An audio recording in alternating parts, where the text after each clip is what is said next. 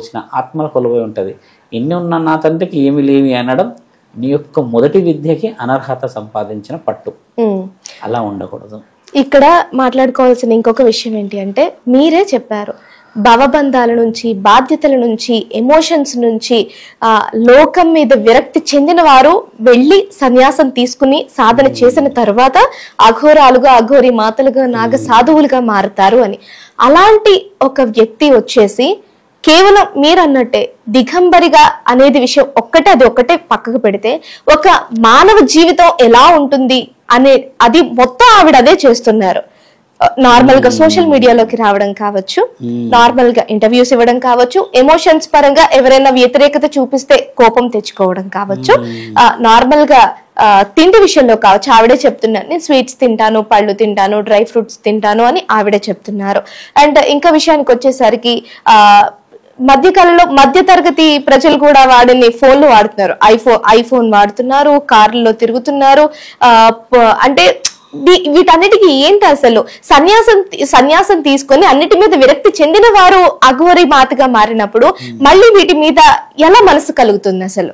వాళ్ళు మీరు అన్నట్టుగా అన్ని వస్తువులు, అన్ని ఫెసిలిటీస్, ఫుడ్ హ్యాబిట్స్ అన్నిటిది ఒకప్పుడు లేకుండే. ఒకప్పుడు అఘోరాలు 100 ఏళ్ళకు 200 ఏళ్ళ క్రితం అవి లేకుండే. అంటే ఒకప్పుడు పంచభూతాలు ఒక గద్ద, తర్వాత నాకు తెలిసి కొన్ని సముద్రంలో నుంచి కానీ నీళ్ళల్లో నుంచి వచ్చే కొన్ని జంతువులు, లేదా ఒక భటుడో, ఒక గుర్రమో, ఏనుగో మనకి ఇన్ఫర్మేటివ్గా పనిచేసేటివి. ఎక్కువ శాతంగా అయితే గద్దనే ఉండేది. అంటే రాక్షస గద్దలు ఒక లెటర్ రాసి పెట్టేస్తే అది తీసుకెళ్ళి అక్కడ ఇస్తుంది, అక్కడ నుంచి ఇటు వస్తుంది, రాజ్యం నుంచి రాజ్యం. అక్కడ ఏదో దూర్బిని అంటే దూరంగా చూసి పెట్టి దండయాత్ర చేస్తున్నారా, ఈ సమయానికి నీడ పడితే ఒకటైతుంది, వర్షం వస్తుంది చెప్పి అంత జ్ఞాపక శక్తి, అంత జ్ఞాన శక్తి ఉండే మన దగ్గర. అడ్వాన్స్గా ఉన్నారు కాబట్టి అడ్వాన్స్గా మొబైల్స్ వాడుతున్నారు అంటున్నారు కదమ్మా. ఒకప్పుడు ఒకవేళ ఇవన్నీ ఉంటే మనిషి వాడేవాడు.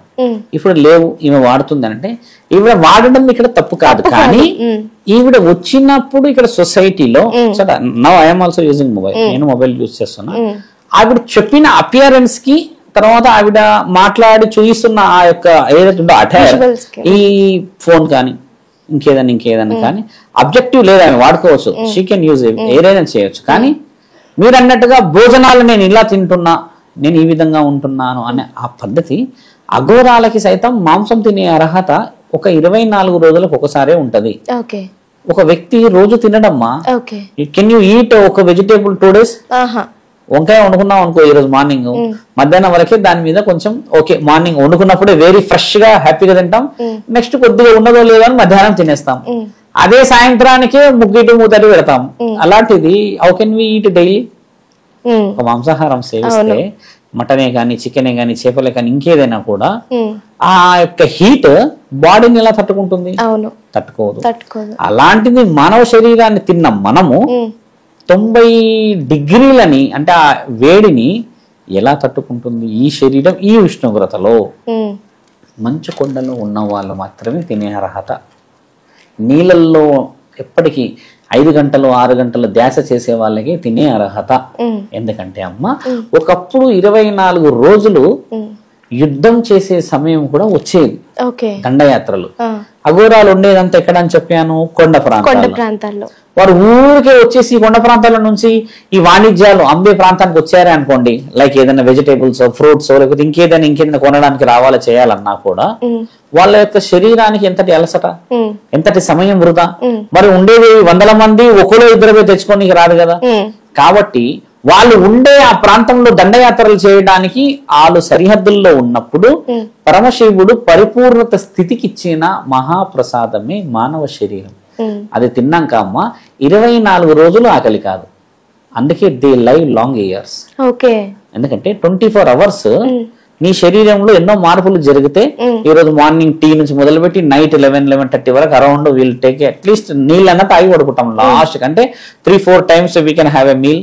తర్వాత ఫ్రూట్, స్నాక్స్, సంథింగ్ ఏదో తినేసిన తర్వాత నెక్స్ట్ డే మార్నింగ్ కి మళ్ళీ వెరీ ఫ్రెష్ గా మనం అడుగుతాం తినడానికి. అంటే శరీరంలో అవయవాలు అంత యాక్టివేట్ గా తిరుగుతూ ఉంటాయి. నవ్ ఆల్సో మన ఆర్గాన్స్ పనిచేస్తున్నాయి కదా. సో వాట్ అబౌట్ ఒకవేళ అఘోరాలు మనం లాగానే తింటే 85-90 years మ్యాక్సిమం 100 years కే వాళ్ళ లైఫ్ క్లోజ్.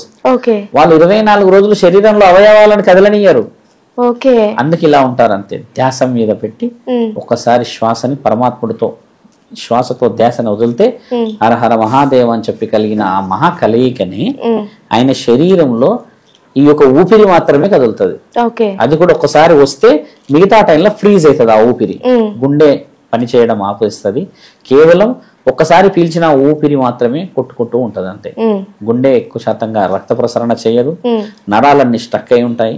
లోపల అవయవాలు లివర్, ప్యాంక్రటిస్, తర్వాత intestine, large, small, every kidneys తో పాటు కంప్లీట్ వర్క్ చేయవు. ఇఫ్ ఆర్గాన్స్ కెనాట్ వర్క్, ఆయన యొక్క లైఫ్ ఏ విధంగా మరి డిక్రీజ్ అవుతుంది.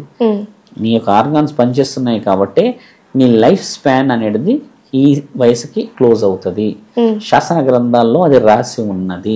కాబట్టి అమ్మా వాళ్ళు తినడానికి వాళ్ళ అవసరం తరాలకు ఉన్నది కాబట్టి ఆయన ఉండేది మహాముక్కంటి ఆధీనంలో కాబట్టి ఆ కొండ ప్రాంతంలో ఉంటాడు కాబట్టి మంచు ప్రాంతంలో ఉంటాడు కాబట్టి దే కెన్ హ్యావ్.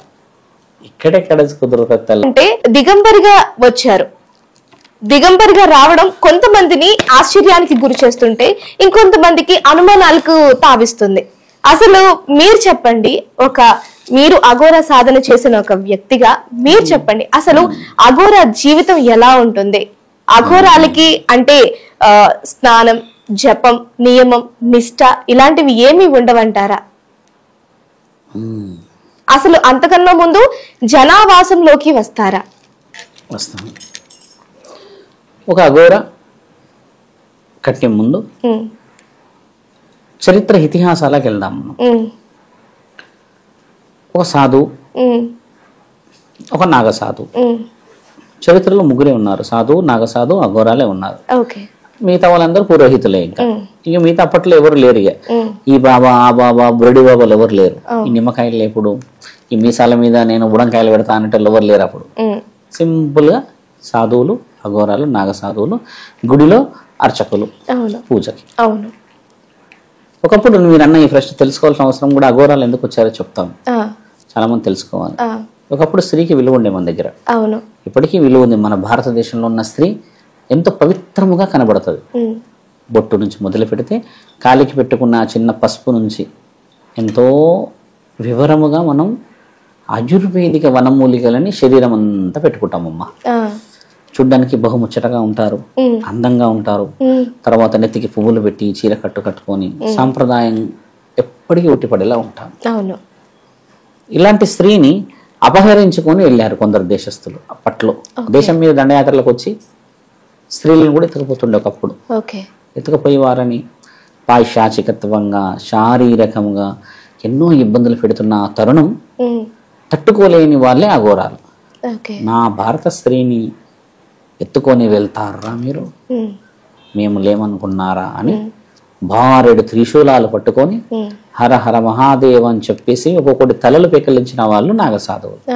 మా యొక్క భారత స్త్రీ, మా యొక్క ఈ గొప్ప సంపదను తీసుకెళ్తారా మీరు, గుడిలు ధ్వంసం చేసినా ఏమీ అనలేదు, గుడిల కింద ఉన్న నిధులు తీసుకెళ్లినా ఏమీ అనలేదు, మా నీళ్లు తాగినా ఏమీ అనలేదు, మా యొక్క పంట పొలాలు ఎన్ని తీసుకెళ్లినా ధాన్యాలు ధనాలు ఏమి తీసుకెళ్ళినా ఏమీ అనలేదు. కానీ మా అమాయకత్వాన్ని తీసుకెళ్తే ఊరుకోము అని చెప్పి తిరగబడిన వాళ్ళే మీరన్న నాగసాధువులు. ఇక్కడ ఎవరి కోసం ఎవరు తిరగబడినారు? ఒక ఆడవారి కోసం. వారి చిరునవ్వు చిరకాలం చిరస్మరణీయమై కమ్మటి ప్రేమ బంధాలు ఇవ్వాలి.